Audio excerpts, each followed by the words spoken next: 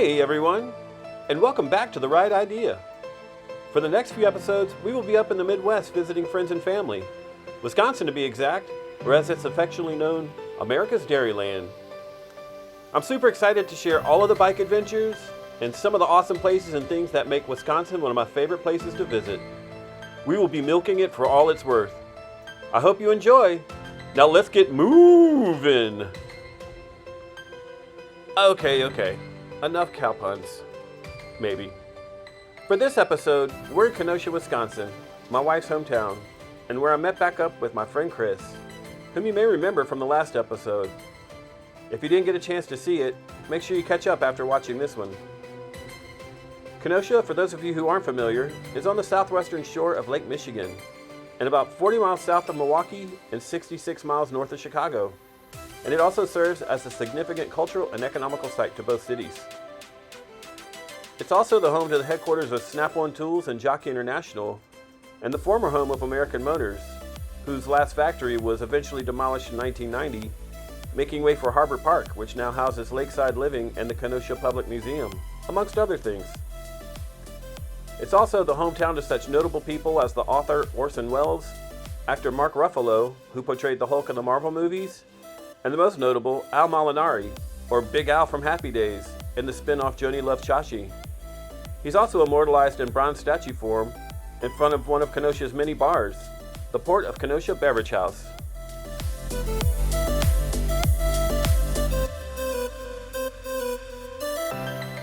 My wife Kelly and I had moved and lived here briefly a few years back before moving to Milwaukee for a bit. And Chris's wife Mo and my wife have been best friends since grade school, so we left them to catch up and have some girl time while we took a stroll around K-Town.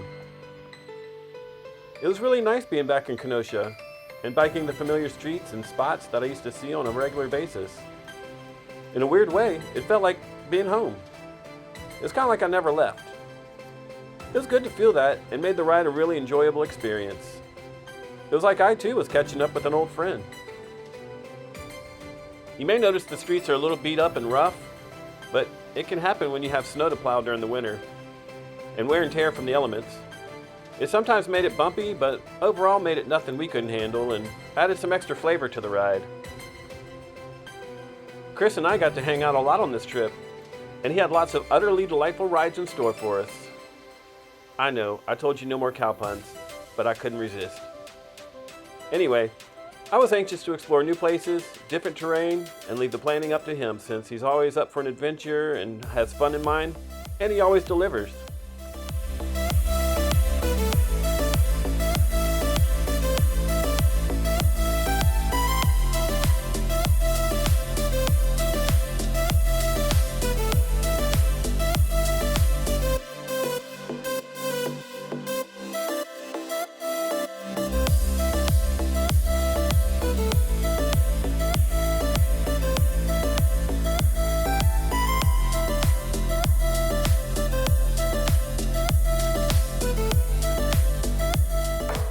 The first stop was somewhere Chris was dying to show me.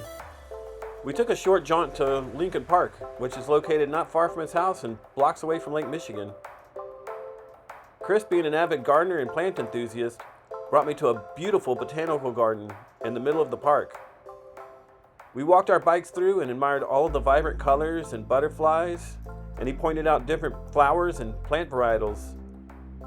One thing that I always loved about Wisconsin was the colors.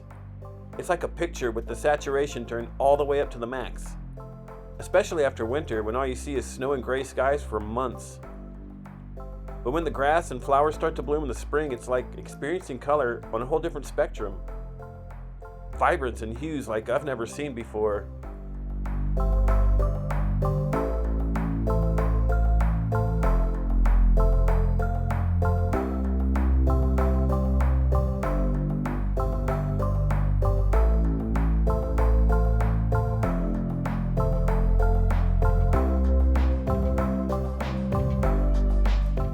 After our garden excursion, Chris thought it would be fun to head towards Lake Michigan and ride around the lakes and downtown.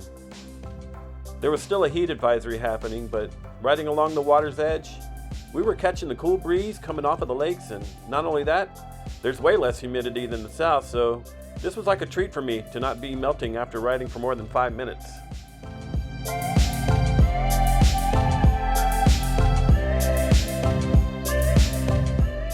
One thing's for certain, Midwesterners love to be outside in the summer and take advantage of the sunlight, since it's usually hiding behind gray clouds months out of the year. There's always something happening outdoors, whether it be people walking, jogging, swimming, or biking. There's barbecues, concerts in the park, and most bars and restaurants have patios filled with people catching rays. Really anything to be out and about and not cooped up indoors. Trust me when I say, months of scraping snow off of your windshield and digging your vehicle out of the snow, you relish the days of sunlight and being able to celebrate the warmer temperatures. I was really having fun riding along the lake and experiencing the sounds of the rippling of the water, the seagulls squawking in the air, and the cool breeze blowing in my face. It was really serene and much needed. I love having nature breaks, which is funny because I never really appreciated it when I was younger. But I guess the older I get and the stresses from work and life, these tiny moments in time take away all of that and transport me to another place where I don't have to think about being an adult and worrying about this or that. I wish I could bottle that feeling and sell it. I would be a bajillionaire. I really can't say this enough, but the colors, they're so gorgeous. From the flowers to the trees and to the golden hue of the setting sun. To quote one of my favorite movies, The Outsiders, and a Robert Frost poem, nature's first green is gold, her hardest hue to hold, her early leaf's a flower, but only so an hour, then leaf subsides to leaf, so Eden sank to grief. So dawn goes down today, nothing gold can stay. Stay gold, pony boy. Speaking of sunsets, we decided to try and catch one over the horizon of Lake Michigan. So we headed down to another spot that was a little further and had an amazing view.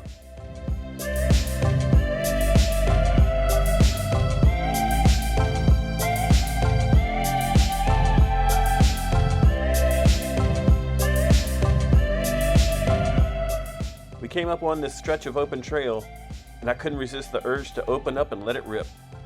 On your mark, get set, go!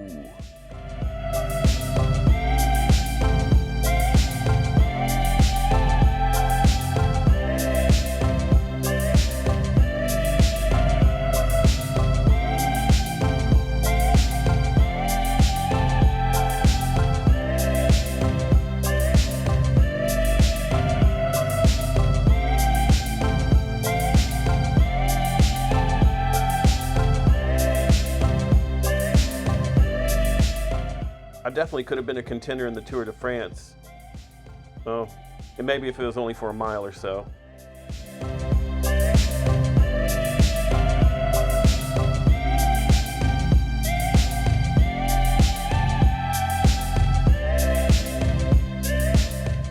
We finally made it to our destination and got ready for what would be the piece de resistance of our ride.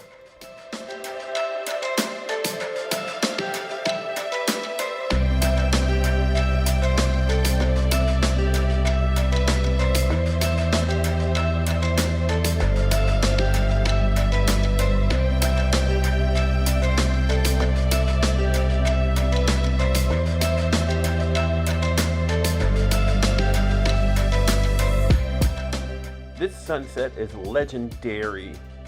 Okay, I promise that was the last cow pun. Thank you again for watching The Ride Idea. Make sure to like and subscribe and stay tuned for more. I'll see you next time.